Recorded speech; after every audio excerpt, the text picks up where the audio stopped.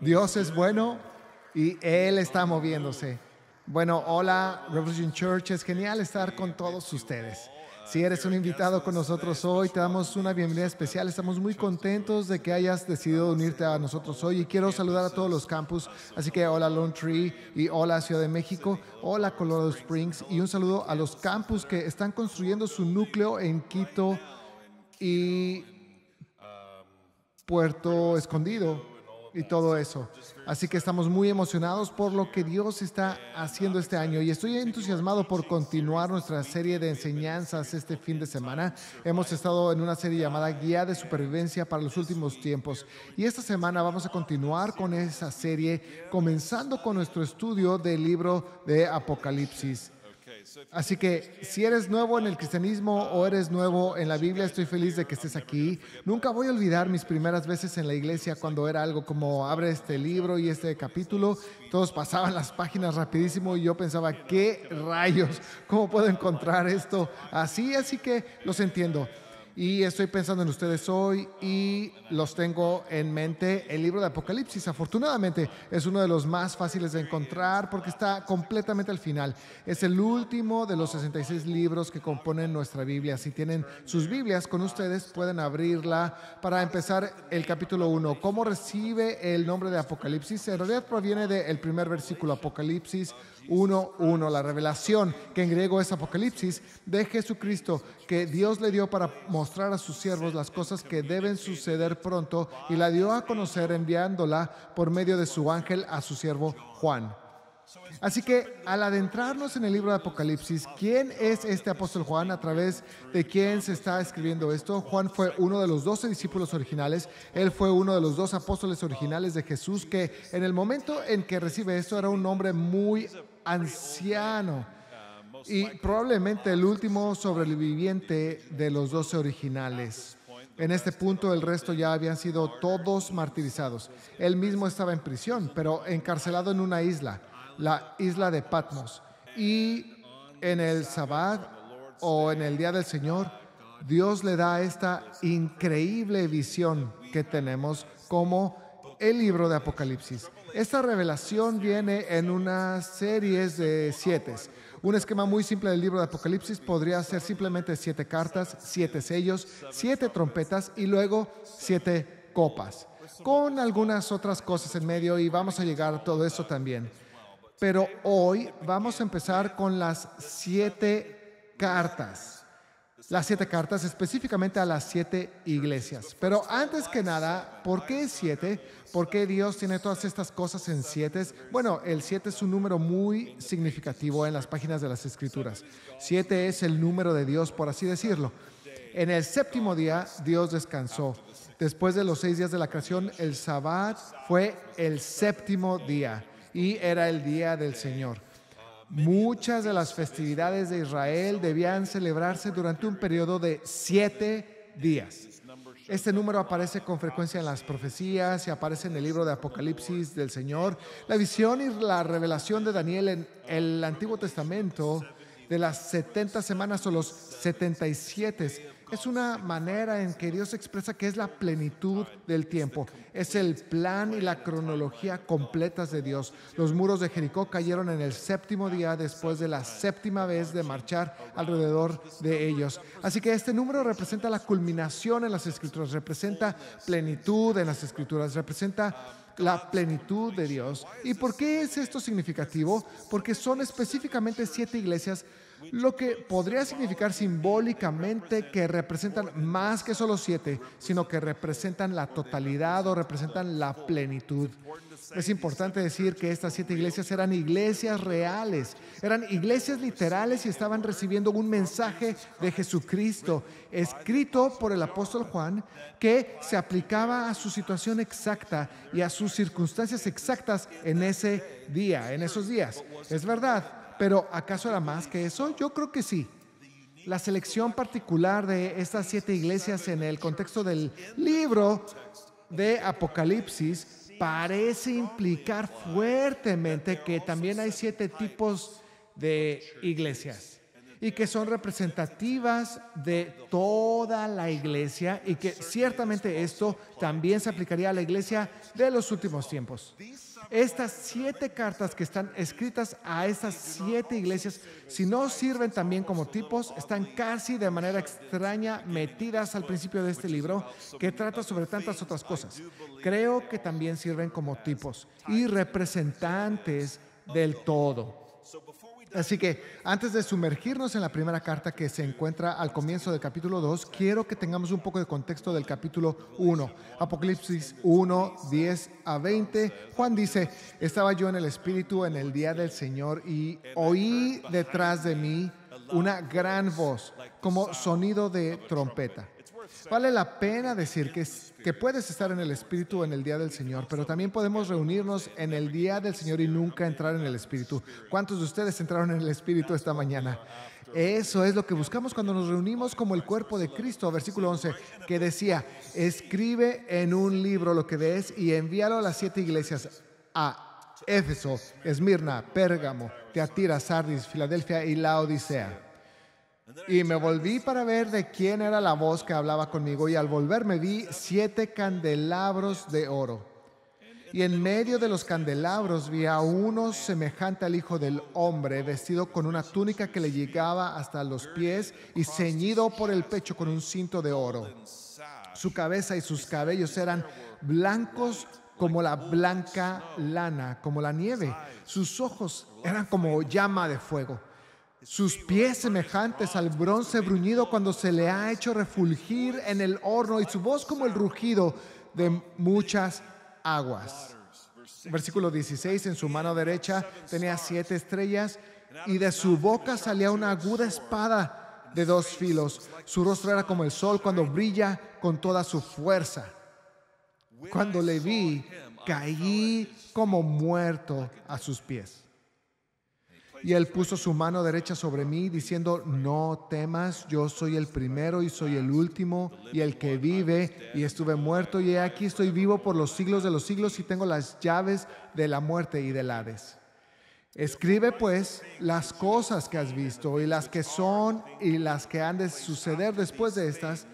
En cuanto al misterio de las 7 estrellas que viste en mi mano derecha, y de los 7 candelabros de oro, las 7 estrellas son los ángeles de las 7 iglesias, y los 7 candelabros son las 7 iglesias.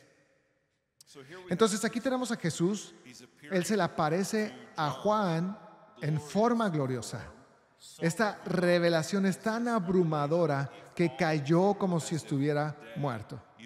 Podrías recordar, si has leído el libro de Daniel en el Antiguo Testamento, que después de que Daniel recibía estas profundas revelaciones, se enfermaba y ni siquiera podía levantarse ni moverse, a veces durante días después.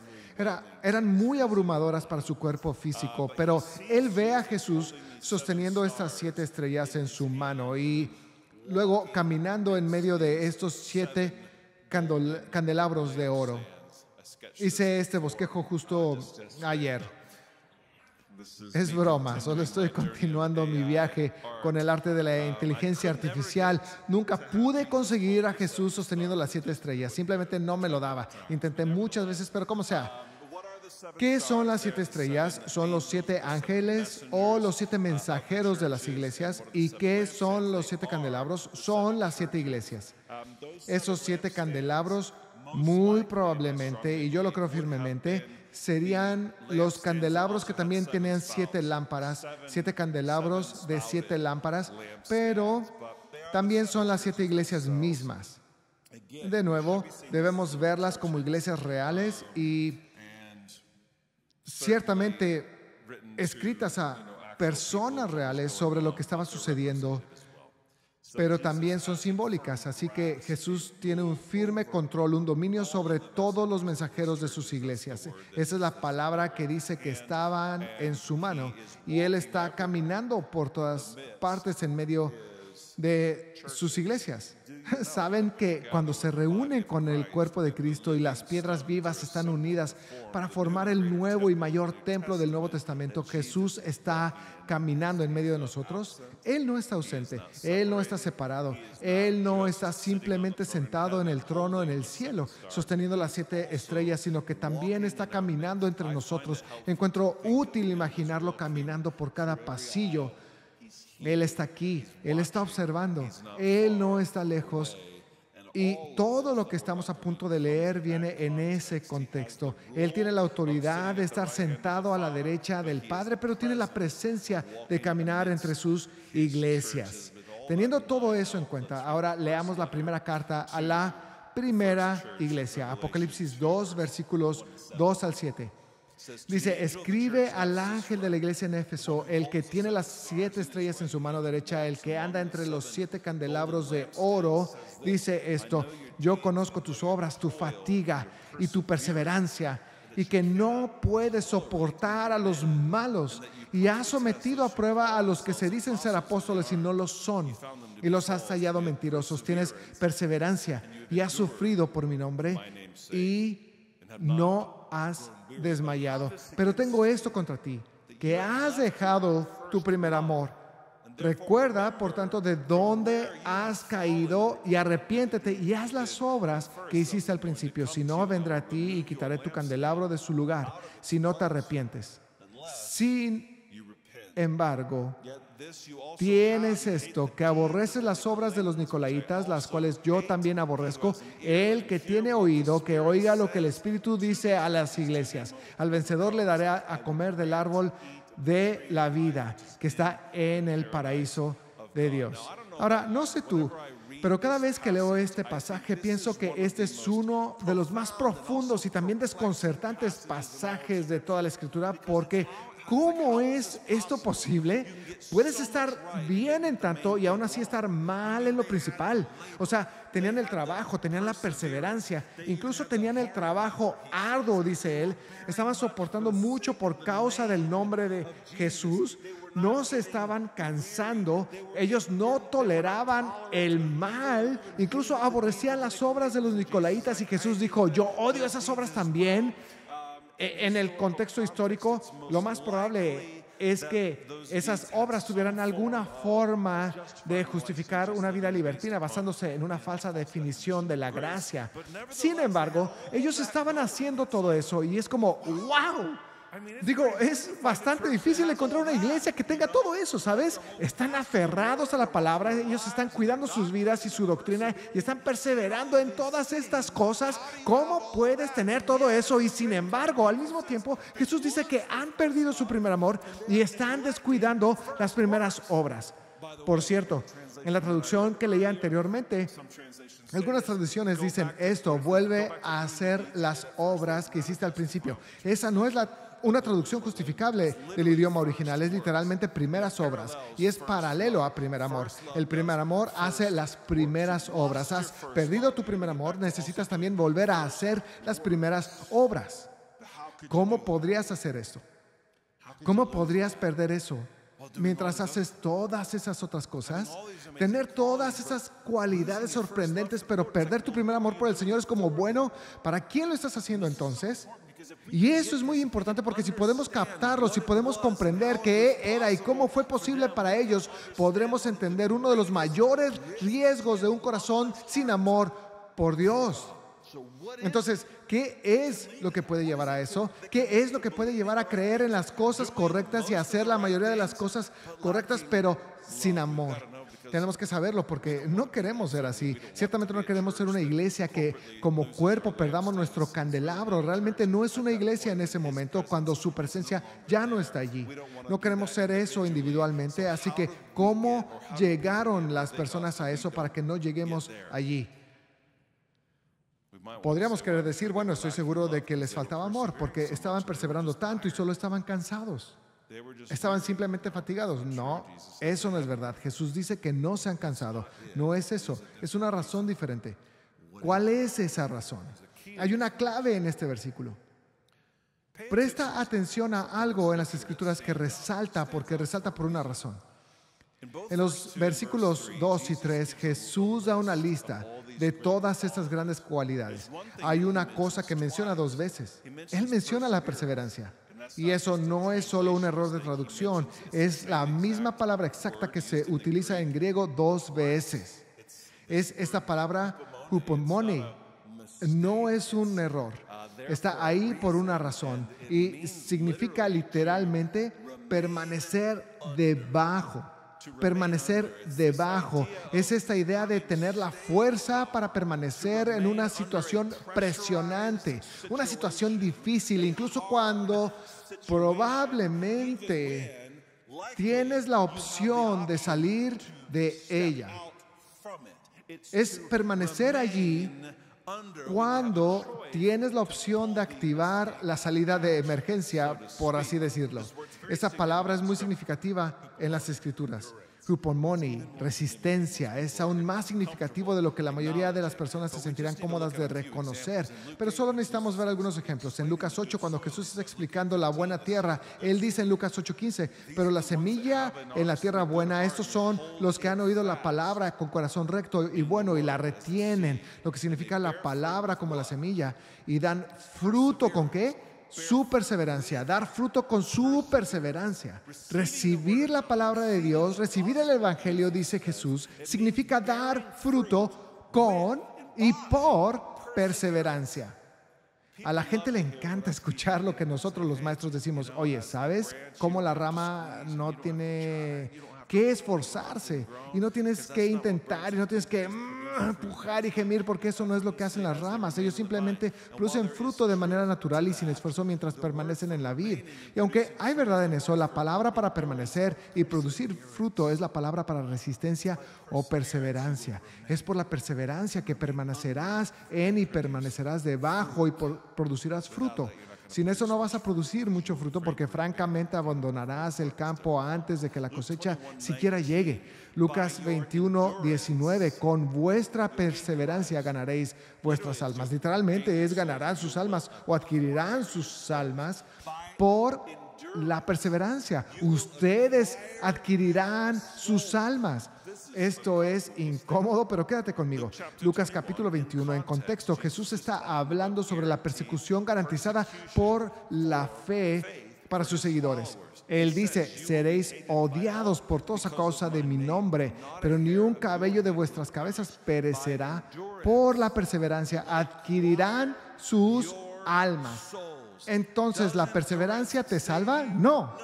Somos salvados por gracia, mediante la fe en Jesucristo solamente. Sin embargo, Jesús dice que por medio de la perseverancia adquirirán o salvarán sus almas. ¿Por qué? Porque una verdadera fe salvadora tiene que perseverar en la fe.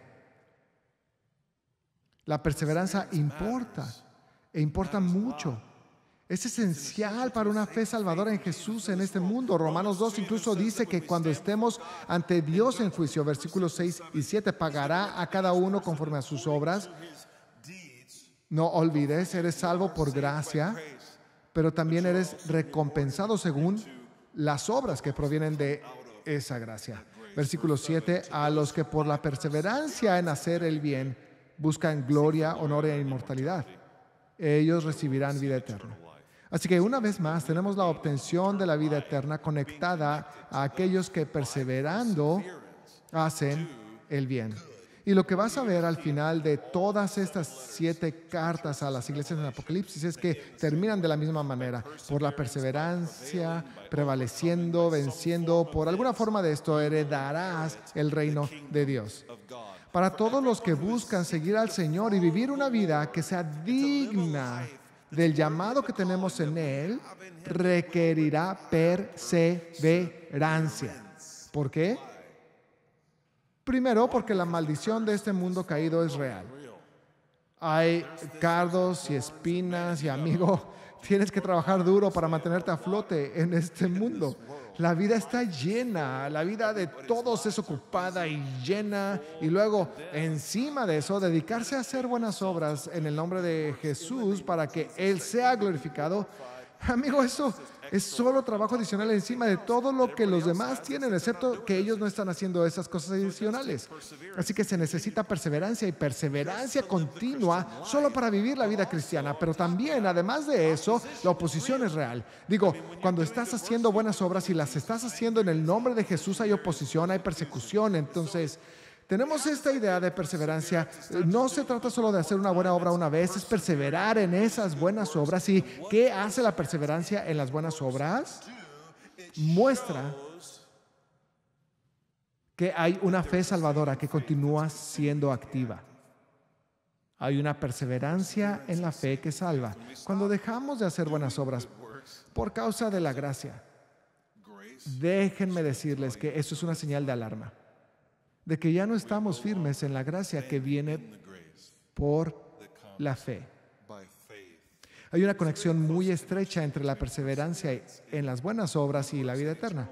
No es por causa de esas obras que ganamos la vida eterna, sino que esas obras son evidencia, incluso evidencia necesaria, de una verdadera fe salvadora en Jesús como nuestro Señor y nuestro Salvador. Así que, con todo eso dicho, ¿cómo puedes tener perseverancia y haber perdido tu primer amor, no estar haciendo las primeras obras y ser amenazado con perder tu candelabro?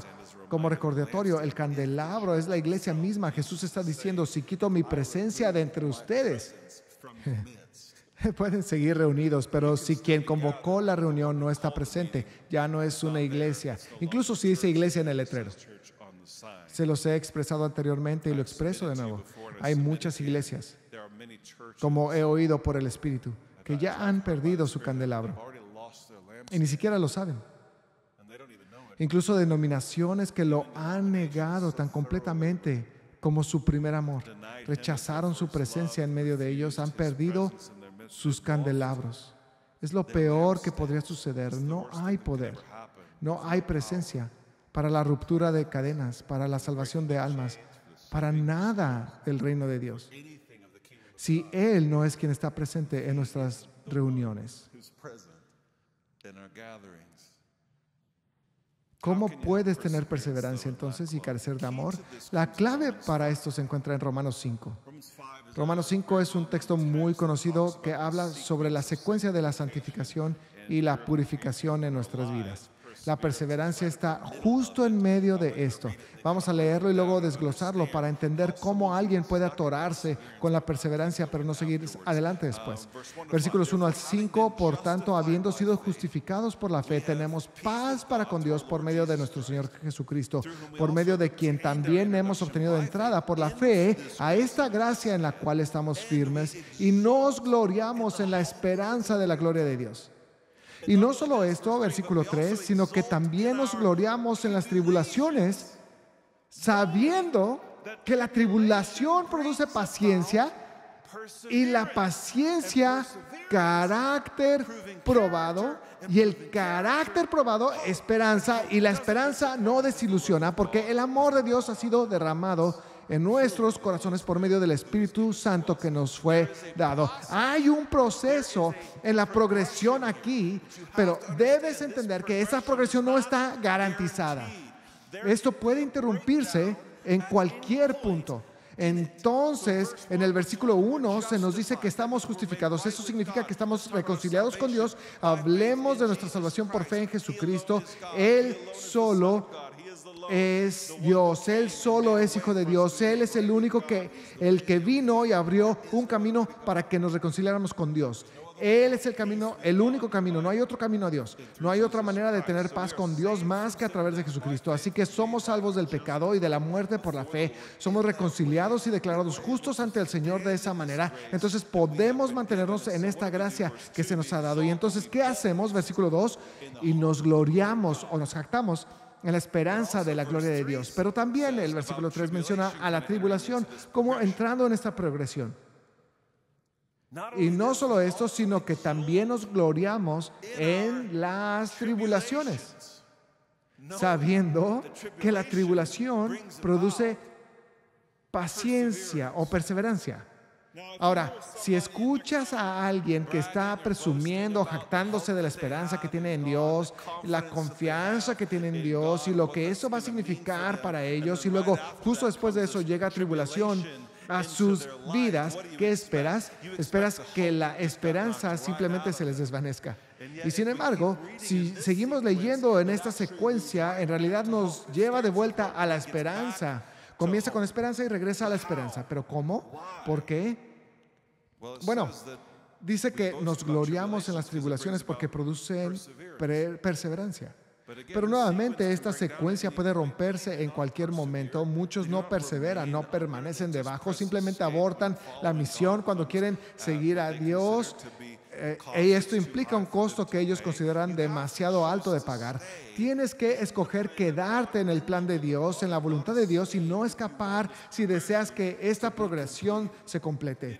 Es elegir permanecer debajo de su poderosa mano durante la tribulación, lo que produce un mayor poder para permanecer. Es muy importante captarlo. El elegir quedarse es lo que aumenta tu capacidad de permanecer. El elegir perseverar es lo que aumenta tu poder de perseverar. ¿Por qué? En esta traducción leemos en el versículo 4, y la paciencia o perseverancia, carácter probado, y el carácter probado, esperanza. Así que tenemos esta progresión. ¿Y cuál es el paso en el vínculo entre la perseverancia y la esperanza? Carácter comprobado. Esta es una traducción de la palabra griega dokimai. Significaba literalmente una prueba, como en un examen o un juicio que va a probar algo. Es importante saber que el idioma original no especifica quién o qué está siendo probado. Algunas traducciones asumen que somos nosotros y nuestro carácter lo que se prueba, y como que le meten eso, pero no está ahí en el original. Necesitamos preguntar, ¿prueba de qué? ¿Y prueba de quién? ¿Es prueba de ti? ¿Acaso suena como si el Dios de la Biblia dijera algo como, sí, esta tribulación te probó, demostró tu carácter, y esa es la base para que entonces tengas esperanza porque te probó? ¿Suena eso como el Dios de la Biblia? No. No es una prueba de nosotros. En realidad es una prueba de quién es Él en medio de la tribulación, que luego produce la esperanza. ¿Qué es la esperanza bíblicamente? La esperanza es una expectativa general positiva basada en la confianza en quién es Dios y en quiénes somos nosotros para Él. Eso es lo que la esperanza es bíblicamente. Entonces, ¿quién es el que es probado y que luego conduce a la esperanza? ¿Somos nosotros los que somos probados en las dificultades? ¿Somos nosotros los que somos probados a través de estas cosas? No, es Él. Y escucha, esto aquí, si está equivocado, si la persona equivocada está siendo probada, aquí es donde las cosas se desvían. Y es la misma cosa que también puede llevar a tener las obras, incluso teniendo la perseverancia, pero sin amor. Verás, si eres tú quien es probado en tu perseverancia, eso va a producir autojustificación. Y nada está en contra de un amor por el Señor, tanto como la autojustificación. Perseverarás y en la autojustificación soportarás, no te cansarás. ¿Por qué? Porque estás luchando por ti mismo. La gente tiene mucho poder de permanencia cuando está luchando por probar que pueden, pero no proviene del primer amor.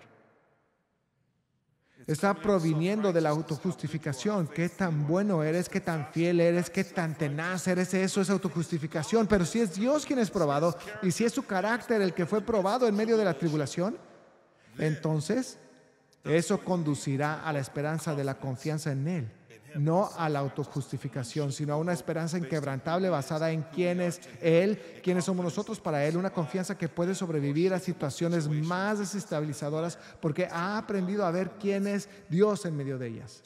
Entonces, volviendo al punto donde comenzamos, esta iglesia es muy rica en obras, pero pobre en amor. Jesús mencionó la perseverancia 2 veces. ¿Por qué? Porque ahí es donde se atoraron. Ahí es donde el proceso se interrumpió. Es donde la progresión se detuvo. Cuando el proceso de Romanos 5 se interrumpe, cuando la tribulación no nos lleva finalmente a la esperanza bíblica, porque la perseverancia no condujo a un carácter probado en él en comparación con alguien más, a menudo es porque nosotros vimos nuestra perseverancia como prueba para nosotros. Lo hemos visto hasta ahora.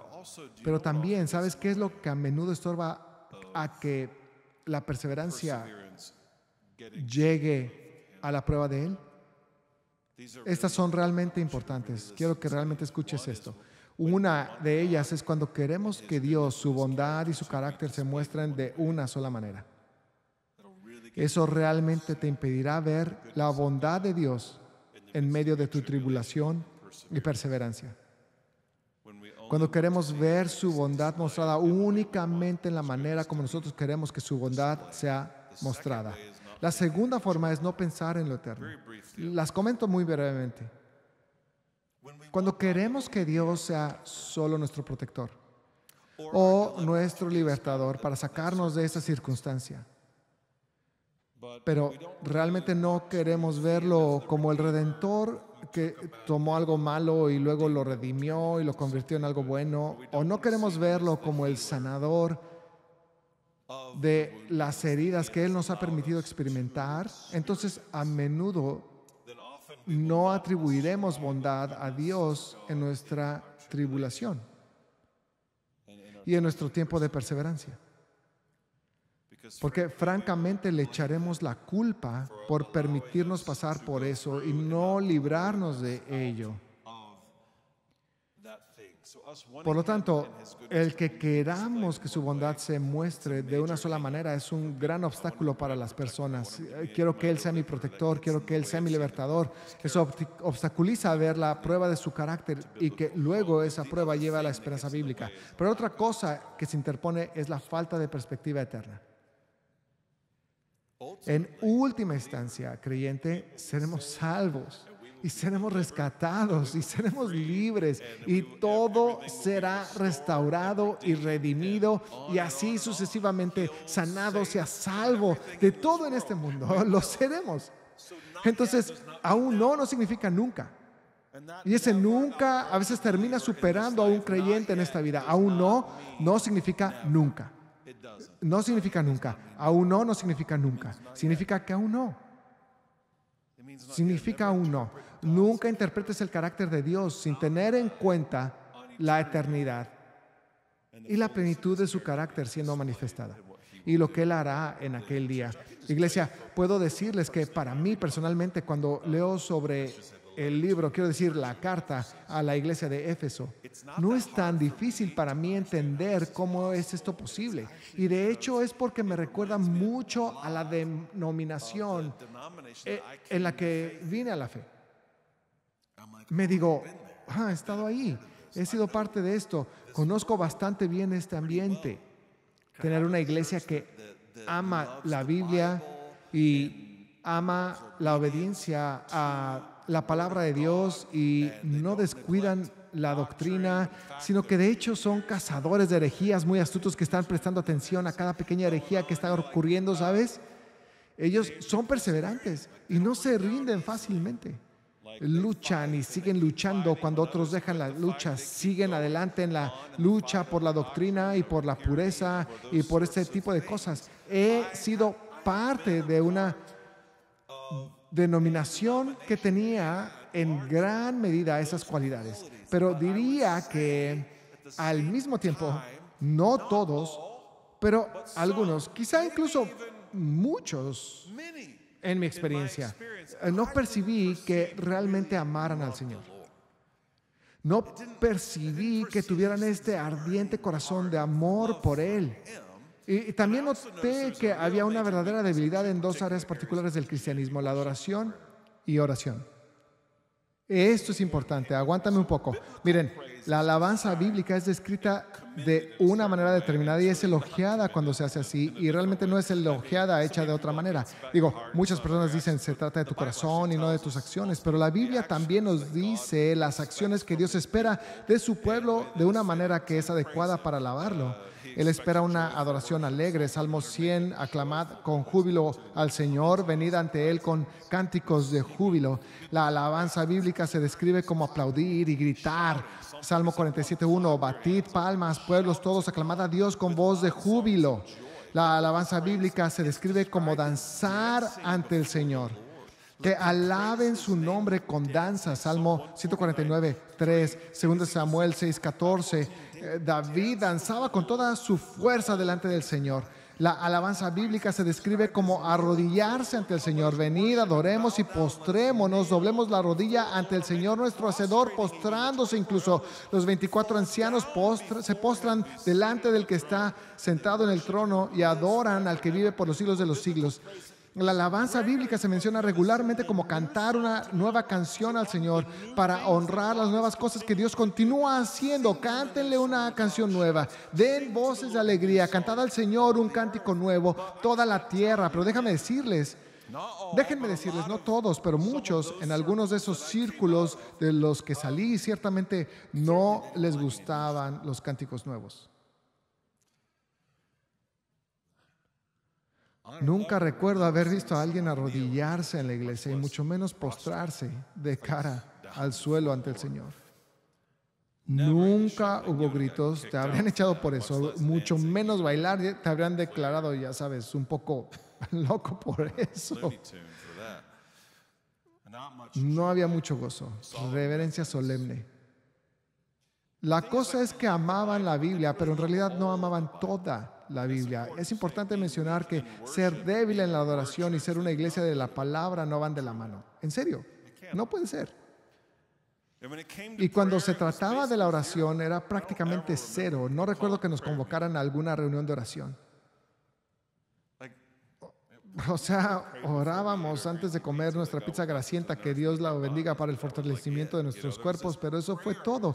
La oración no era una parte significativa de esa denominación, por decirlo menos.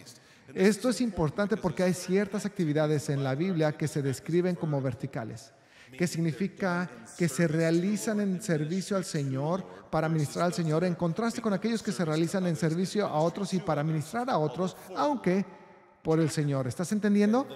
Y las dos actividades principales que se describen como ministerio y servicio directamente al Señor son la adoración y la oración. Encuentro eso muy interesante. En otras palabras, las primeras obras, las que tienen que ver con el primer mandamiento de amar al Señor, nuestro Dios, con todo nuestro corazón, alma, mente y fuerza, fueron descuidados en ese contexto de amar la Biblia, la obediencia, la doctrina y la vida, y detectar herejías y mantenerlas fuera de la iglesia y todo eso. Solo estoy diciendo que debido a mi experiencia no me resulta difícil entender cómo esta clase de iglesia, este tipo de iglesia es posible. No me resulta difícil imaginar tener ese tipo de fortalezas, pero luego perder el primer amor y descuidar las primeras obras. Lo he visto antes.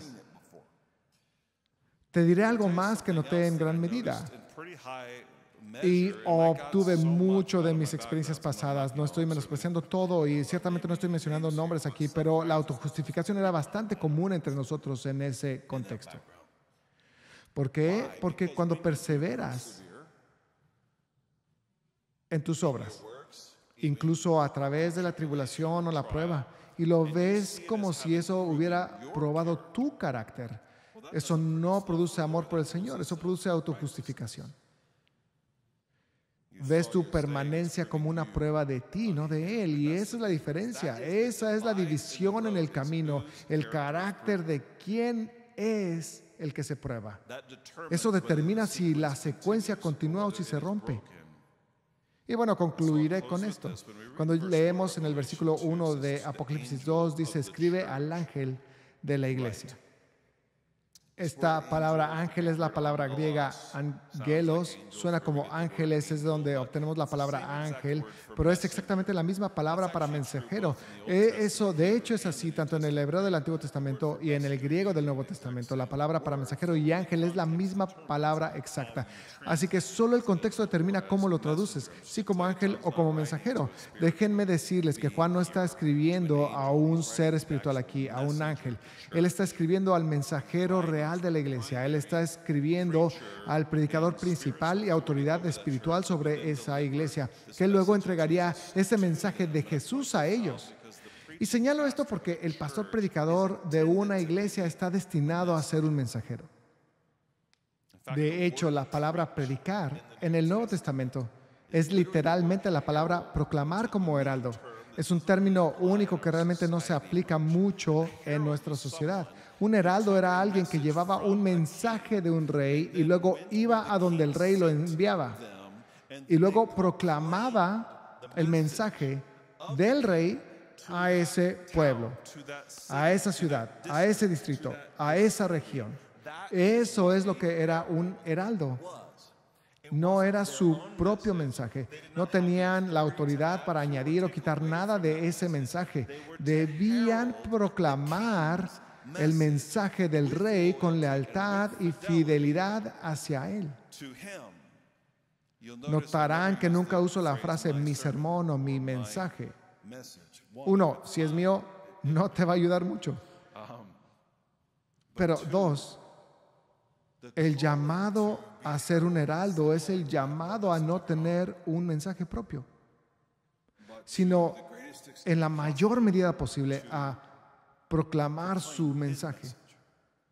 Una vez escuché a alguien que llamaba a una palabra profética que había entregado como si la hubiera recibido diciendo mi palabra. Yo pregunté, ¿qué acabas de decir? No pude evitarlo. Acabas literalmente de llamar a una palabra profética. ¿Mi palabra? Sí, mi palabra. Yo dije, esa no es tu palabra. Es la palabra del Señor. Si alguna vez queremos una palabra de Dios para levantarnos el cuello, eso es no bueno. Sí, mi español está mejorando. Si no te has dado cuenta. Un heraldo no debe tener un mensaje propio, está para entregar el suyo, es una tarea aterradora. La Biblia dice, no os hagáis maestros muchos de vosotros sabiendo que recibiremos un juicio más severo. Sé que cuando estemos ante el Señor recibiré un juicio más estricto que los demás. Y eso debería ser algo que mantengas siempre en mente. Porque muchos maestros se acostumbran a decir una cosa, pero luego viven algo diferente. Es aterrador hacerlo. Pero la razón por la que digo esto es la siguiente. No solo tiene consecuencias eternas el ser llamado, sino que también puede ser costoso y puede traer pruebas, puede traer tribulaciones a tu vida. Así que una historia relacionada con esto, casi hace 8 años estaba acostado en mi cama una noche y el Espíritu Santo vino sobre mí de manera repentina y supe que Dios estaba a punto de decir algo. Él capturó mi atención y no fue una larga espera. Instantáneamente escuché que decía que estaba listo para darme el don por el que había estado orando, el don de profecía. No estaba pensando en esto, no había estado pensando en esto, pero un poco de contexto. 1 Corintios 14:1 dice, procurad alcanzar el amor, pero también desead ardientemente. Así que no buscamos los dones espirituales más de lo que buscamos el amor. Dice, procurad alcanzar el amor, pero también desead ardientemente los dones espirituales, sobre todo que profeticéis. Digo, leí la Biblia por primera vez cuando estaba en la secundaria y desde el momento en que leí ese versículo simplemente lo incluí en mis oraciones. ¿Por qué? Bueno, porque la Biblia dice que lo haga. Creo que muchas veces ni siquiera sabía realmente por qué estaba orando. Ciertamente no tenía una idea clara de cómo sería eso o qué podría significar. Pero la Biblia simplemente decía que lo hiciera y así lo hice. Así que cuando Dios trajo esto fue un poco sorprendente porque no es como si lo estuviera haciendo muy conscientemente. Era más bien como que la Biblia dice que hagas esto y por eso he estado haciendo este tipo de cosas. Pero dijo un par de cosas que me sorprendieron en ese momento. Dijo, ¿lo quieres? Pensé, me está dando la opción. Yo dije, claro que lo quiero, ¿sabes? Pero entonces no me lo dio. Él dijo algo más, vendrá con un costo, lo que interpreté como que me está dando una opción, pero Él me está advirtiendo. Esto no va a ser todo fácil si digo que sí a esto. Por supuesto, me pregunté cuál sería el costo.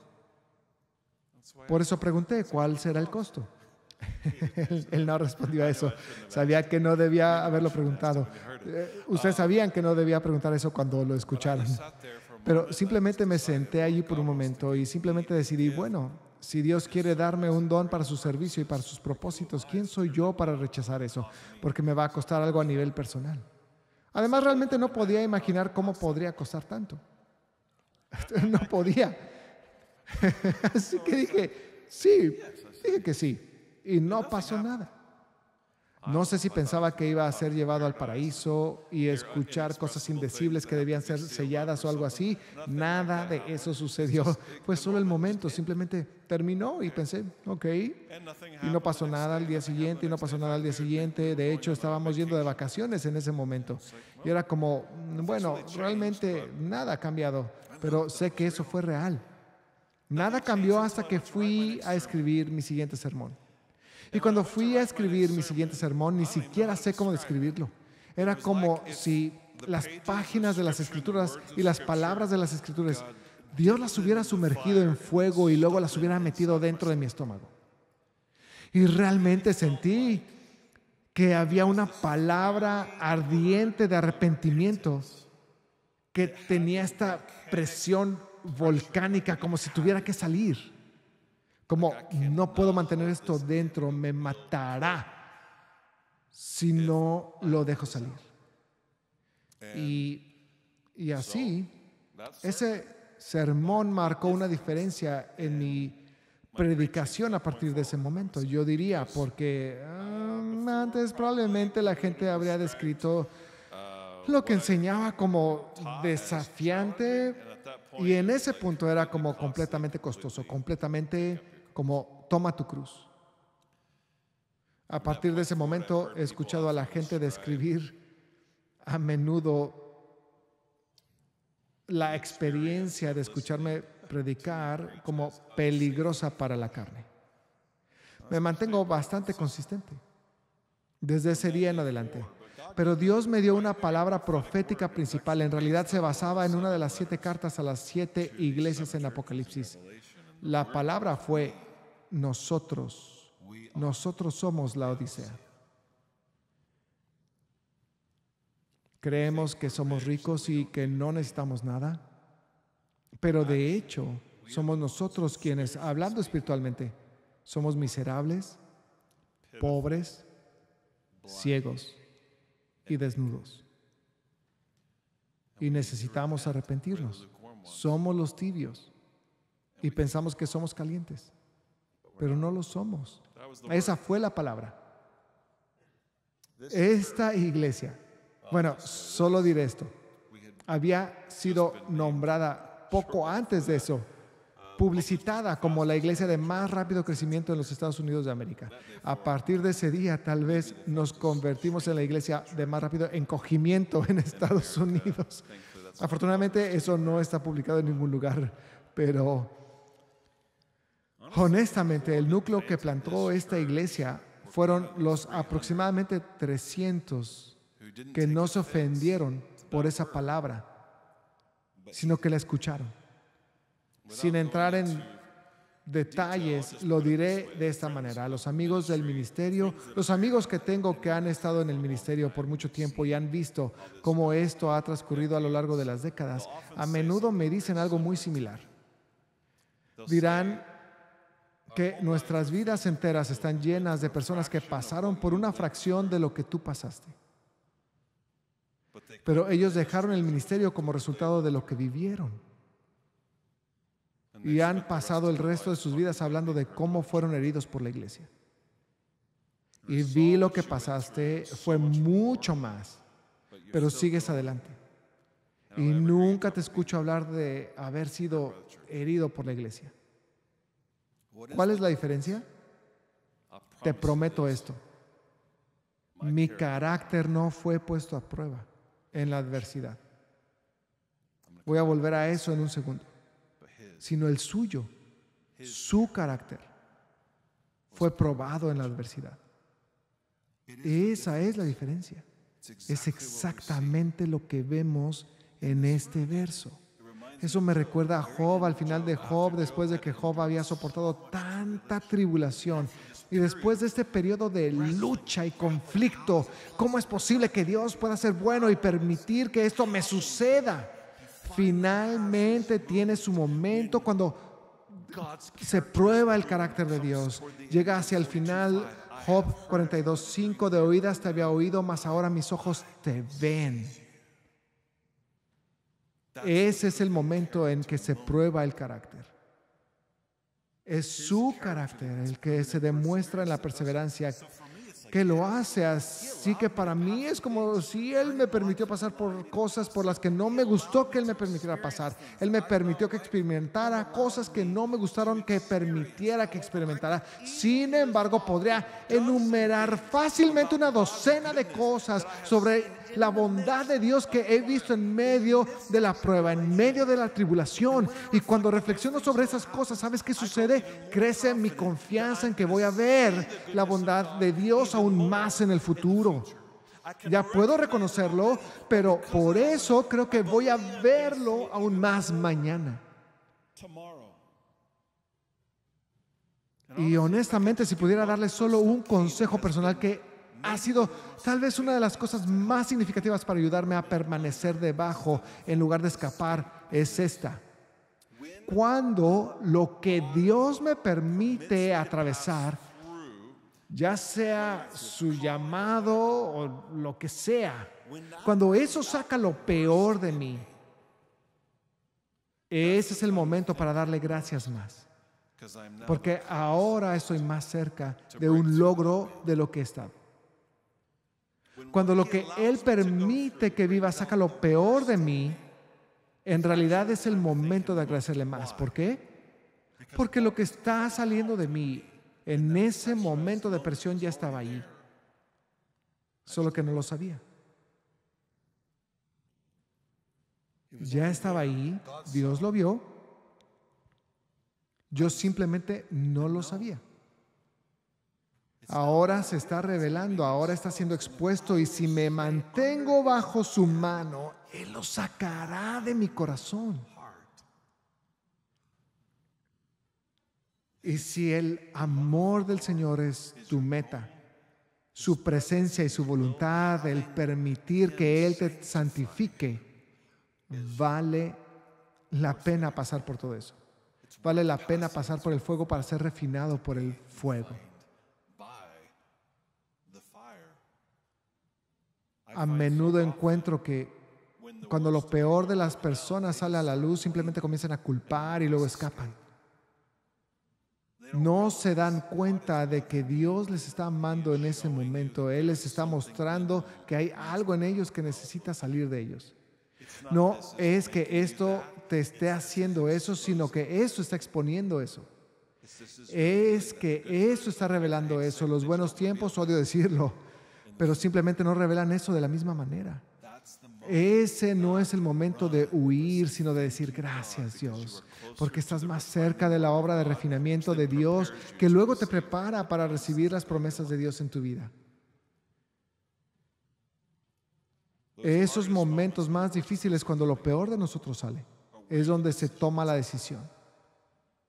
¿Voy a perseverar? ¿Voy a permanecer debajo? ¿O voy a huir? De Dios, de su voluntad, de donde Él me ha puesto, solo para terminar con este dolor lo más rápido posible. Y el proceso no continúa en ese punto en el tiempo. A medida que nos preparamos para cerrar, voy a invitar a nuestros pastores de campus a que vengan y nos guíen a través de una respuesta en oración. Así que les voy a invitar a todos los campus, inclinemos nuestras cabezas y cerremos los ojos mientras nos presentamos ante el Señor.